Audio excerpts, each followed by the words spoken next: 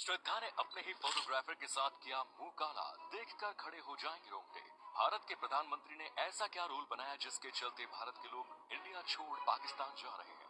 रश्मिका ने की ऐसी गंदी हरकत कि अब उनको नई फिल्म में काम मिलना बंद हो गया। 2040 तक बुर्ज खलीफा का नामो निशान पूरी तरह से मिट जाएगा। कारण जानकर आप भी तक रह जाएंगे। आखिर वो कौन सी वजह है जिसके चलते भारतीय लोग भारत छोड़कर पाकिस्तान जा रहे हैं। अगर सरकारी आंकड़ों की माने तो जहां 2019 में एक भी भारतीय ने पाकिस्तान की नागरिकता नहीं ली, तो वहीं 2021 में संख्या बढ़कर 41 हो गई, जिनमें ज्यादातर वो महिलाएं शामिल हैं जिनकी शादी पाकिस्तान में हुई। दरअसल भारत एक साथ दो देशों की नागरिकता नहीं देता, इसीलिए जो भी महिला पाकिस्तान के किसी व्यक्ति से शादी करती है उसे वहाँ की नागरिकता बनाने के लिए भारत की नागरिकता को छोड़ना ही पड़ता है। वैसे ये सब उतना ही आसान नहीं, क्योंकि राजस्थान के कनौज शाही परिवार से आने वाली पद्मनी राठौड़ ने 2015 में पाकिस्तान के सिंध में अमरकोट शाही परिवार के कुंवर करणी सिंह सोधा से शादी की। मगर आज शादी को पूरे 8 साल हो जाने के बाद भी पद्मनी को पाकिस्तान की नागरिकता नहीं मिली है, जो दिखाता है कि ये प्रक्रिया कितनी मुश्किल है। और उतना ही मुश्किल साउथ एक्ट्रेस रश्मिका के हर बर्ताव को समझना। दरअसल रश्मिका ने ऐसा क्या कर दिया कि लोगों का उनके ऊपर गुस्सा फूट पड़ा। दोस्तों, एक बार जब रश्मिका मुंबई के एक रेस्टोरेंट से बाहर निकल रही थी, तब उसी दौरान उनके सामने एक भूखा बच्चा आ गया और वो रश्मिका से खाना मांगने लगा। हालांकि रश्मिका को उस भूखे बच्चे पर जरा भी दया नहीं आई और उन्होंने उसके साथ वो किया जिसकी किसी ने कल्पना भी नहीं की। रश्मिका ने उस बच्चे को पूरी तरह से इग्नोर कर दिया और वो जल्दी से अपनी कार में बैठकर उस जगह से निकल गए, जिसके बाद फैंस रश्मिका से नाराज हो गए और उन्होंने गुस्से में रश्मिका को निर्दयी तक कह डाला। आखिर क्या फायदा उस पैसे का जो किसी गरीब और जरूरतमंद के काम ना आए। इतना पैसा होने के बाद भी रश्मिका ने उस मासूम बच्चे को फूटी कौड़ी तक देने से इनकार कर दिया।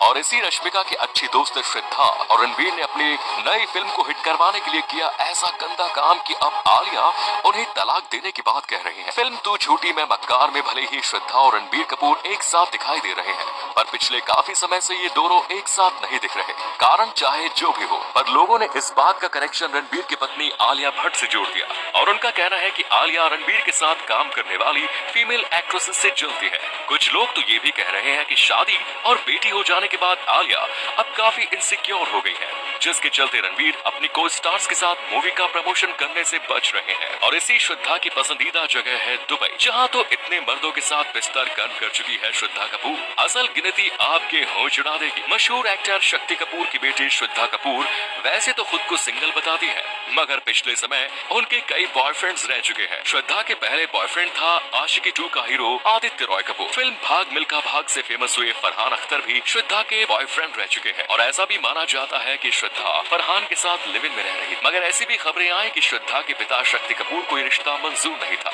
और उन्होंने श्रद्धा को घर से बाहर निकाल दिया, जिसके बाद फरहान और श्रद्धा का रिश्ता टूट गया और वो अपने फोटोग्राफर रोहन श्रेष्ठा के साथ रिलेशनशिप में आ गई, जिसने श्रद्धा के फोन से ऐसा क्या निकाला जिससे हर तरफ खलबली मच गई। दरअसल सीबीआई द्वारा जब सुशांत सिंह राजपूत मामले की जांच की जा रही थी, तब सीबीआई के हाथ एक ऐसी सुराग लगी जिसने बॉलीवुड के कई बड़े नामों की पोल खोल दी। दरअसल सुशांत सिंह राजपूत के बिजनेस मैनेजर जया साहा के फोन से पता चला कि वो बॉलीवुड में कई सेलिब्रिटीज को ड्रग्स की सप्लाई किया करती थी। पूछताछ में एक चैट का खुलासा हुआ है जिसमें श्रद्धा कपूर जया साहा से ड्रग्स मांग रही है। इसमें जया श्रद्धा से कहती है कि जब तुम नीचे आ जाओ तो कॉल करो, मैं नीचे आऊंगी और तुम्हें ड्रग्स दे दूंगी।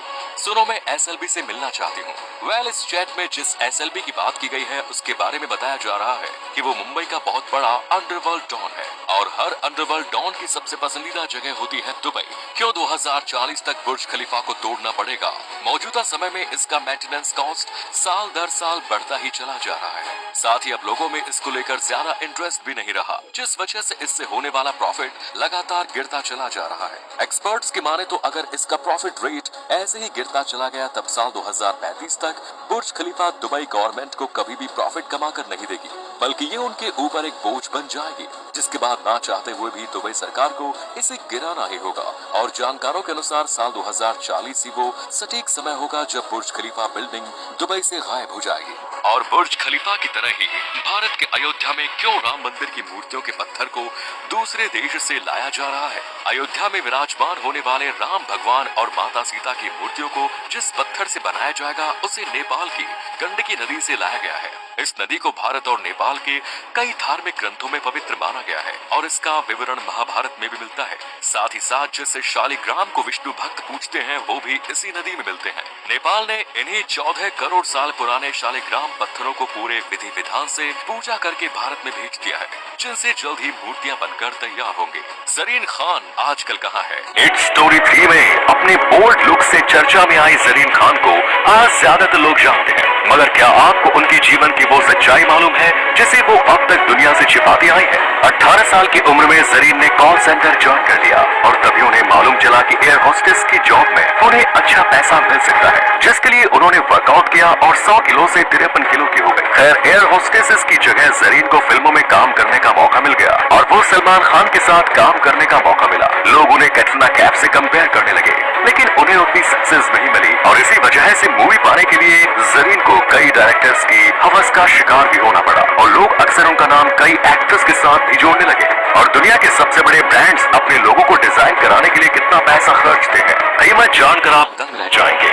सबसे पहले पेप्सी के लोगों की बात करते हैं, जो अब रीडिजाइन होकर कुछ ऐसा दिखने लगा है और आप यकीन नहीं करेंगे, इसको रीडिजाइन कराने में पेप्सी ने 8 करोड़ रुपए खर्च किए। इतना ही नहीं, 1971 में डिजाइन किए गए नाइकी के लोगों के लिए कंपनी ने करीब 1000 रुपए दिए थे और इस मामले में कोका कोला ने तो हद ही कर डाली, क्योंकि साल 1986 में डिजाइन हुए कोका कोला के लोगों को खुद इसके ओनर्स ने डिजाइन किया था, जिसमें 0 रुपए का खर्चा आया, मतलब एकदम फ्री।